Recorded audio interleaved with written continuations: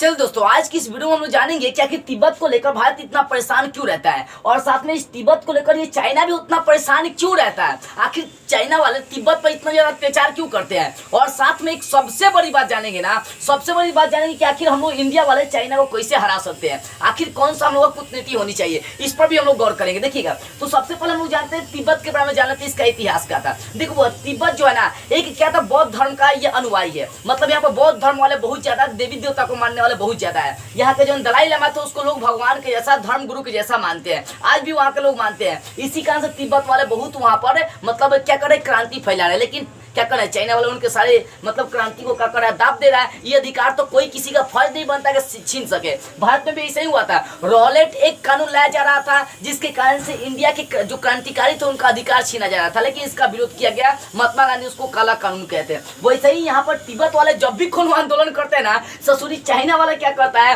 कि बड़का बड़का तोप लिया के उसको हमेशा के लिए खत्म कर देता है, उस आदमी का मुंह बंद करवा देता है। इतना कट्टर चाइना है कि ये वाला क्षेत्र क्या तिब्बत है। चाइना का एक बहुत बड़का भाग कौन है, तिब्बत है। यार देखिएगा इसको, ये जो ना बहुत ऊंचा पर है, ये जो तिब्बत है बहुत ज्यादा पहाड़ी इलाका में बहुत ज्यादा ऊंचा है। इसी कारण से इसको दुनिया का छत भी कहते हैं। एग्जाम में क्वेश्चन करता भी है कि दुनिया का छत किसको कहते हैं, तो याद रखिएगा तिब्बत को कहते हैं। बहुत ऊंचाई पर है और यहीं से हम लोग अगर ये मिल जाए ना तिब्बत हम लोगों में, तो याद रखिएगा चाहे तिब्बत अगर ये स्वतंत्र हो जाए ना, तो ससुरी चाइना को इतना ना दौड़ा दौड़ा हम लोग मारेंगे, इतना ना अच्छी तरह से हरा सकते हैं कि कभी सोच नहीं सकता है। तो यहाँ पर हम लोग जैसा बात करते हैं तिब्बत की भी हम लोग बात करते हैं। तो तिब्बत देखिए बुआ, अभी हम लोग बात करते हैं शुरू से यहाँ पर अलग अलग राजाओं का यहाँ पर क्या रहा था, हक रहा है। मतलब अलग अलग राजा यहाँ पर आए और वो अपना अधिकार जमा लिए।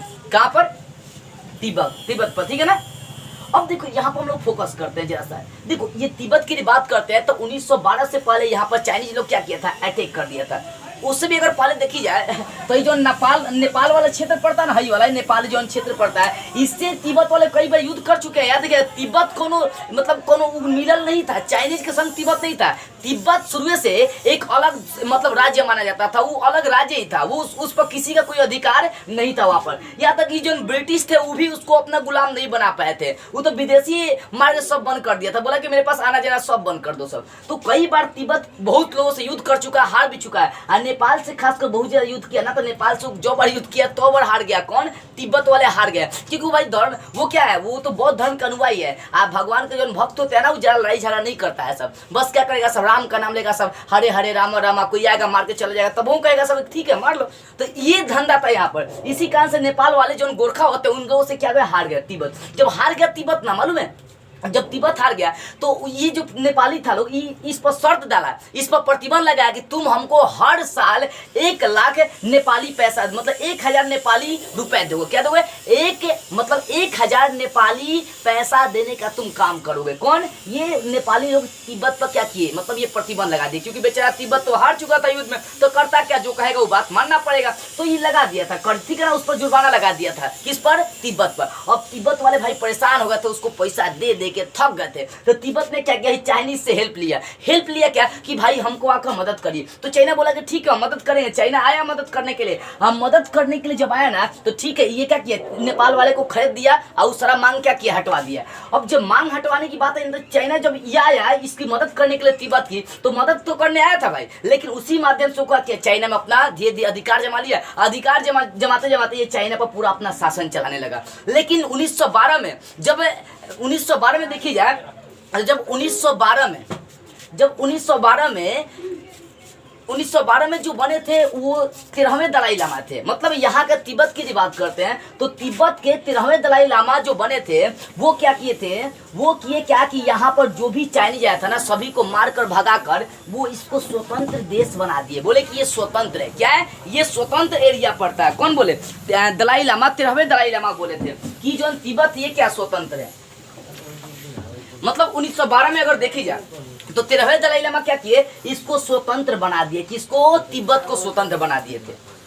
अब आगे देखिए, जब ये स्वतंत्र हो गया तो भाई चाइनीज लोग आजाद हुआ था, मालूम है कब, 1947 में हम लोग आजाद हुए थे ना। उससे 2 साल के बाद ये कम्युनिस्ट पार्टी का मतलब गठन किए थे। उस समय कम्युनिस्ट पार्टी वहां पर बन चुकी थी, मतलब चाइना में कम्युनिस्ट पार्टी आ गई। इस 1949 में आजाद हुआ और 1949 में आजाद होने के बाद क्या किया, तिब्बत पर अटैक कर दिया। क्या किया, तिब्बत पर वो अटैक किया, मतलब 1949 में याद हुआ, 1950 में बोला कि जाओ तिब्बत को अपने अपने हथकंडे में फंसाओ। तो चाइनीज वाले यहाँ पर आए और यहाँ के कुछ मेन लोगों से संधि करवा लिया। संधि करवाने के बाद कुछ मेन लोगों से क्या किया, वो संधि करवा लिया। संधि करवाने के बाद धीरे धीरे उसको कब्जा में लेते लेते लेते लेते जाकर ये 1951 में पूरा ये आधा कब्जा कर लिया तिब्बत को। तिब्बत वाले परेशान हो गए भाई, क्योंकि चाइनीज लोग बहुत मतलब क्या अत्याचार कर रहा था। कोई तिब्बती अगर आंदोलन कर रहा तो तिब्बती को हमेशा के लिए मार देता था। कौन? चाइनीज वाले। अब यहाँ पर जब चाइनीज वाले मार देते थे तो यहाँ के जो भी तिब्बती लोग थे वो सब क्या किए, वो सब वहाँ पर आंदोलन छेड़ दिए। जब ये बहुत ज्यादा मतलब भीषण आंदोलन वहाँ पर कब हुआ, 1959 में, 1951, 1952, 1959 में तिब्बती लोग बहुत बड़का क्रांति कर दी वहां पर। लेकिन क्या किया, जो चाइनीज था अपने दम पर, अपने हथियार के दम पर तिब्बती लोगों की आवाज को हमेशा के लिए दाब दिया। क्या किया?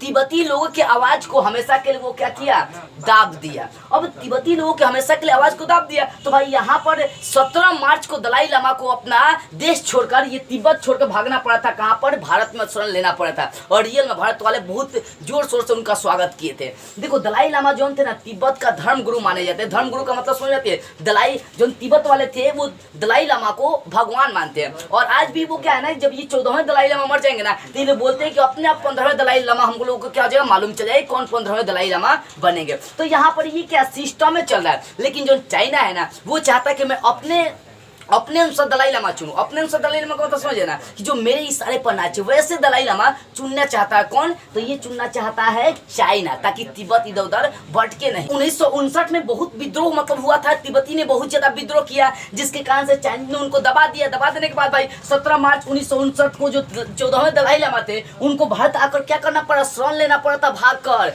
अब 1959 में क्या किया, पूरा नियंत्रण तिब्बत को अपने हाथ में ले लिया। और उस समय से तिब्बती लोग वहां पर क्रांति करते रहते हैं, आंदोलन करते रहते हैं। इस ससुरी चाइनीज हमेशा दाब देता है। यहाँ का लोग जब भी कोनो क्रांति करता है ना, साफ क्या करेगा, उन लोगों को एकदम तोप के सामने ले आएगा, उठा के गोली मार देगा, काम खत्म, मर जाते हैं। इसी कारण से डरे तिब्बती लोग अब चाइनीज बातों को मानते हैं। लेकिन दलाई लामा जब भारत आए थे ना, तब बहुत सारा मतलब 1 लाख कम से कम बौद्ध धर्म को मानने वाले दलाई लामा के संग यहाँ पर आ गए थे। उनको हिमाचल प्रदेश में स्थान दे दिया कि जाकर आप वहां पर रहिए।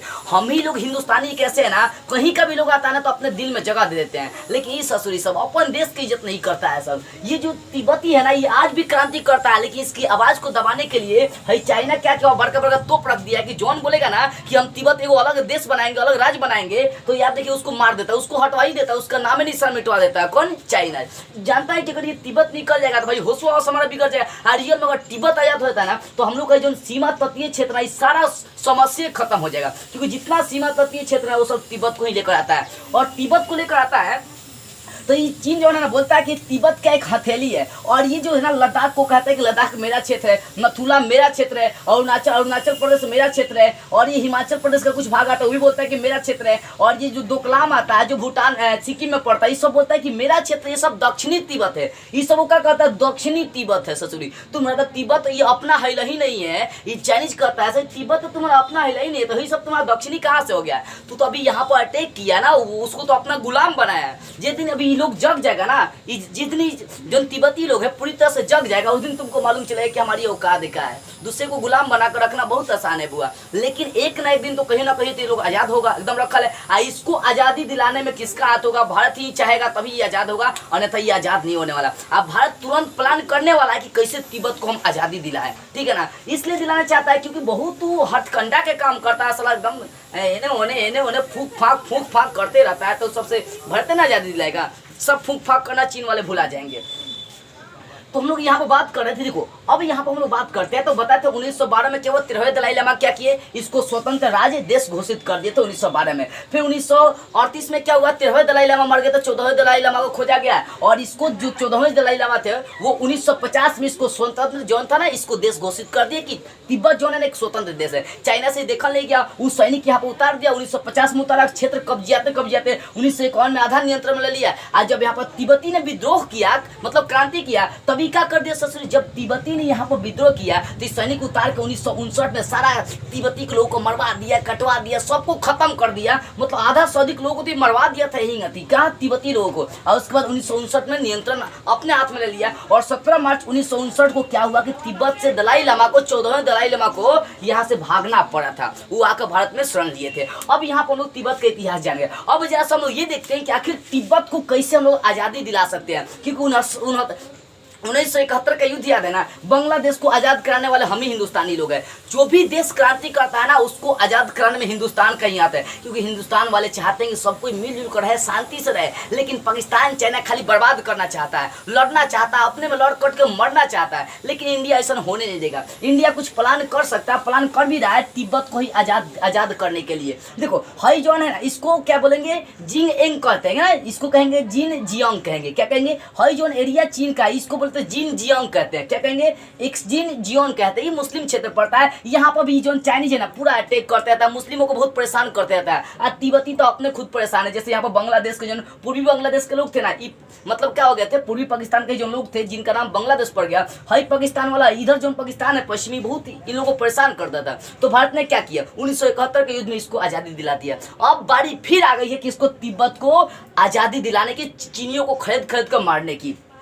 तो कैसे करेगा? सबसे पहली बात है कि चीनी है तिब्बत में जहाज वायुयान का प्रयोग नहीं कर सकता। क्यों? क्योंकि भाई देखो ये बहुत लंबा, बहुत ऊंचा क्षेत्र है, बहुत बड़का यहाँ पर पहाड़ है। तो यहाँ पर वो जहाज यूज नहीं कर सकता है। अब भाई जहाज यूज नहीं करेगा तो कैसे वो नीचे से आएगा लड़ने के लिए, थल का यूज करेगा, नीचे से आएगा। तो भाई हम लोग का तो यहाँ पर ऊंचा क्षेत्र, यहाँ पर तो बंदूक का तोप लेके खड़े रहेंगे, आओ देख लेते हैं, फरिया लेते हैं। तो ये लाभ हो जाएगा हम लोग के लिए। ये लाभ इसलिए होगा ना क्योंकि इसका पहाड़ी इलाका बहुत ऊंचा है, आज चढ़ने में ससुरी की पसीना छूट जाएगा।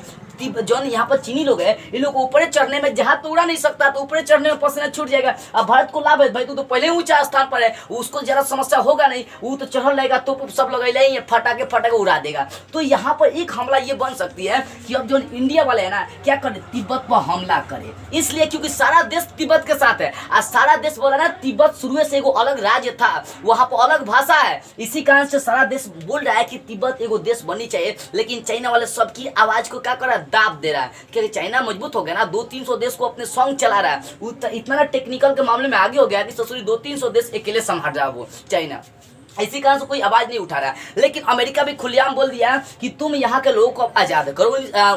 2020 में भी ऐसा वो नियम लगा चुका था, तुम यहाँ के लोगों को क्या कर सकते हो, परेशान नहीं कर सकते हो। क्योंकि अमेरिका चाइना कट्टर दुश्मन है, सब दोनों आपस में लड़ाई करना चाहता है। तो अमेरिका खोज रहा है कि तनी मनी पॉइंट मिले कि ससुरी चाइना का धांस दे एकदम धके। ये कौन खोज रहा है? अमेरिका खोज रहा है। लेकिन कोनो गलती कर ही नहीं रहा। ये अब इंडिया पर अटैक करना बंद कर दिया, जान गया कि इंडिया भाई मजबूत हो गया। 1962 वाला है नहीं, तनी मनी सटेंगे 220 वोल्ट का करंट मारेगा, उधिया के चले जाएंगे कहीं और। तो जान गया चाइना। तो तिब्बत को हम लोग आजाद कैसे कराएंगे? तो अटैक करने की बारी इसलिए आ रही है ना कि देखो हम लोग पहले ही से क्या करें, यहाँ पर जो भी हम लोग पहाड़ और ऊंच है वो सब अपना सैनिक तैनात कर दे। चाइना वाले को मालूम नहीं चलना चाहिए, गुप्त कुछ काम करना है पहले से। जब भी लोग हटे ना तो हम लोग अपना सब रेडी कर ले। रेडी करने के बाद यहाँ पर अटैक करे ससुरी के, वो चढ़ेगा, हम लोग खींच देंगे, धो के तोप ले लेकर रखेंगे, एक बार खत्म कर देंगे सबनी के। तो इस तरह से हम लोग क्या कर सकते हैं, तिब्बत को आजाद करा सकते हैं अगर ऐसा प्लान कर सकते हैं। क्योंकि भाई वायुयान यूज करेगा नहीं तो नीचे से लड़ेगा। आओ ना नीचे से लड़ो, तो कितना युद्ध लड़ेगा हम लोग देखते हैं जरा सा। तो बड़का तोप रख के ससुरी के सही खत्म कर दिया जाएगा। ऐसे भी यहाँ का लोग बुलबुला गया, ऐसा थोड़े कि यहाँ का लोग आएगा युद्ध लड़ने के लिए। वो तो लोग अपने क्रांति कर रहा है। अगर हम लोग थोड़ा सा सपोर्ट करेंगे ना तो तिब्बती लोग जगल है नहीं है। वो तो फटाके सारा चाइनी के मार के एकदम मुंह का जन थोपड़ा होता है ना, बिगाड़ देगा लोग तिब्बती लोग। ठीक है, सुखा गया वो तो अपन एक अलग देश बनाना चाहता है सब। तो यहाँ पर जो है ना, यहाँ पर सोचने वाली बात है। यहाँ पर मतलब ध्यान से सोचिए, ये सब पहाड़ी इलाका है ना, पहाड़ी इलाका। और तिब्बती लोग उत्सुकाइए गया है तो क्या करेगा, यहूं सैनिक लाएगा। अगर हम लोग इधर से अटैक कर देते हैं, हाई तिब्बती लोग खुद अटैक कर देगा उस पर, तो उसका हर तरह से मनोबल टूट जाएगा और धीरे धीरे क्या हो जाएगा, हम लोग कब्जे में आ जाएगा। और जब ये कब्जे में आ जाएगा ना तो इसका चाइना का जो सपना है ना, विश्व मतलब ग्लोबल में नंबर 1 लाने का, सब टूट जाएगा। ठीक है ना। तो इस तरह से हम लोग चाहेंगे तो अगर चाइना को अपने जाल में फंसा सकते हैं और तिब्बत को एक स्वतंत्र राष्ट्र बना सकते हैं, एक स्वतंत्र देश बना सकते हैं। और ऐसा बहुत जल्द होने वाला है। इंडिया कुछ ना कुछ खुफिया प्लान कर ही लिया और रियल में उसका यही प्लान होगा कि सब पहाड़ी इलाका सैनिक को पहले से भेज कर अपना तैनात कर दो, सब रेडी कर दो। उसके बाद तिब्बती लोगों को चुका देंगे कि हम लोग आ गए हैं, अब तुम लोग भी इधर से अटैक करो, हम लोग भी इधर से अटैक करते हैं। अब देखते हैं ससुरी जो चाइना है उसका कैसा पसीना छुड़ाता है, कैसे मार मार के उसका थोपड़ा बिगाड़ देंगे। हिंदुस्तानी लोग तो अपने अब खुला ले, अभी बोल गया, अभी झड़प कर रहा था लोग, तो हिंदुस्तानी लोग क्या किया, सब हिंदुस्तानी फौजिया हाथों ऐट के मार मार के मुंह लाल करके भगा दिया है। 20-40 को तो चीनी लोग जो था ना वो मरा था, तो जान के अब नहीं सटिया था इंडिया के पास। तो इंडिया ये प्लान कर सकता है, यहाँ पर सब सैनिकों को तैनात कर सकता है, इनके लोगों को चुका सकता है, और उसके बाद इधर से अटैक करेगा, इधर से तालिबान, इधर से जो तिब्बत है, तिब्बत के लोग अटैक करेंगे, इधर से इंडिया करेंगे, दोनों ओर से घेरा जाएगा, बाद में उसको हार कर भागना पड़ेगा। तो इस तरह से हम लोग चाहेंगे तो तिब्बत को एक स्वतंत्र देश घोषित कर सकते हैं। तो आई होप आपको ये बातें समझ में आ गई होगी कैसे हम लोग तिब्बत को एक स्वतंत्र देश बना सकते हैं। और दूसरी बात ये है कि तिब्बत यदि स्वतंत्र हो जाएगा ना, तो हम लोग को बार बार चाइनीज से लफड़ा होता है ना, ये सब सीमा विवाद को लेकर, मैकमोहन रेखा को लेकर, क्योंकि मैकमोहन रेखा को चाइना मानता ही नहीं है। बोलता है कि जब तू शिमला समझौता किया था ना, उस समय तिब्बत आजाद था, और तिब्बत के लोग आते समझौता करने के लिए, शिमला समझौता का मानता ही नहीं है, चाइना मानता नहीं है। तो मैकमोहन रेखा को लेकर जो विवाद हमेशा चलता है ना, ये खत्म हो जाएगा कब, जब चाइना एक स्वतंत्र देश बन जाएगा। क्या कि भाई जो तिब्बती है ना, तिब्बती लोगों के साथ हम लोग का हमेशा हेल मेल रहता है। अभी भी दलाई लामा को हम लोग कहिए से मतलब अपने देश में रखे, अपने देश में बैठा कर रखे हैं, तो भाई वो हम लोग से लफड़ा करेगा। भाईचारे का हम लोग का रिलेशन है, बौद्ध धर्म का वो अनुयायी है, हम लोग भी तो है ना, भगवान के मानने वाले, वो भी भगवान को मानने वाले हैं। जब यहाँ पर चाइना अटैक कर दिया था ना, तो सारे धर्मगुरु का जितना भी मंदिर था ना, सब तोड़ने का काम कर दिया था। जैसे पाकिस्तान जब आजाद हुआ था, पश्चिमी पाकिस्तान, तो जिन्ना ने क्या किया था, भगवान बुद्ध से लेकर सब सतुरी मूर्ति क्या किया, तोड़ने का काम किया था। तो यहाँ पर भी चाइनीज वही है, अत्याचार सिर्फ करता है। तो मैकमोहन रेखा को लेकर जो विवाद है ये सब खत्म हो जाएंगे जब तिब्बत स्वतंत्र हो जाएगा। और तिब्बत को स्वतंत्र कराना बहुत जरूरी है, क्योंकि ये जब आजाद हो जाएगा तो हम लोग को हमेशा युद्ध इधर से करना नहीं पड़ेगा। हाई बचेगा पाकिस्तानी, तो ये तो ससुरी हम लोग पैर का धूल है, जब चाहेंगे तब इसको दाब के इसका एकदम समाज इसका प्राण निकाल सकते हैं हम लोग, जब चाहेंगे तब। तो चलिए सारी बात आपको समझ में आ गई कैसे तिब्बत का क्या इतिहास था और तिब्बत को हम लोग कैसे स्वतंत्र करा सकते हैं। अगले वीडियो में हम लोग एक नई टॉपिक को स्टार्ट करते हुए फिर मिलेंगे।